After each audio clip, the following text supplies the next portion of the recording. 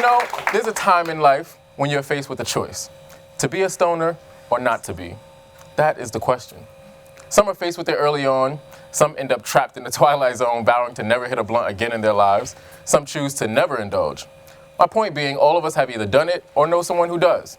And if you do, then you know exactly what I'm talking about when I say that there's always that one friend that loves to tell stories with the J in their hand, and it always seems like it's right before your turn. So you sit there in pain, waiting, watching it burn away as the story goes on and on and on. A story, might I add, that you weren't even paying attention to begin with.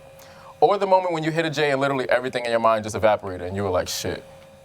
Or even the times when you told yourself you were going to take a break, and it seems like that is precisely the moment that every friend that you have that smokes wants to light you up for free. Ramon, can you relate to what I'm saying, bro? Yeah, man. I have one story in particular. Okay.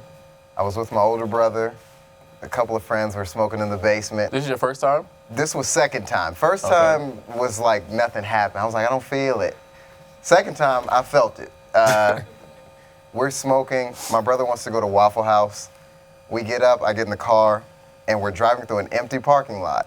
There are no cars. It's 3 a.m, and I drove down every lane of the parking lot. As if there were cars parked in the spot. Because I saw a cop car.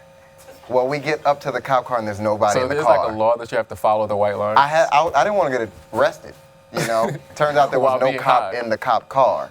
Right. My brother made me get out the driver's seat. So that was, yeah.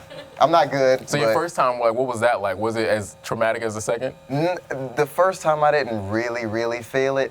You know, so you're one of those, I'm pulling it but and I'm just blowing it out. I also was hitting it like the wrong way. You know, when you're just like, I'm smoking. I just read an article though that said that in actuality, it doesn't matter like how long you hold the smoke in, our bodies will absorb the THC like as fast as possible, as soon as it enters your body, which I don't believe that, but everyone teaches his own. Sometimes it hit me hard and quick, like a linebacker. So you're one of those people that were like stuck in la-la for like a minute. Just staring at something, so, yeah.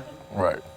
Oh, man. So, listen, whether you do or do not smoke, as an American citizen, it will eventually be your obligation to make a choice about whether stoners all across this nation will get to enjoy their blunts in peace or be subject to the justice system. Tell me the last time you heard someone starting a bar fight or committing some crazy terrorist act because they had a couple of pulls of the good old Mary J. I'll wait.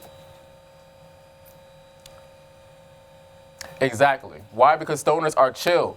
Just to name a few, Clinton, Bush, Obama, all men who you chose to be president, but I guess that doesn't really mean much since the election of President Twitter fingers. Go ahead, said bounce.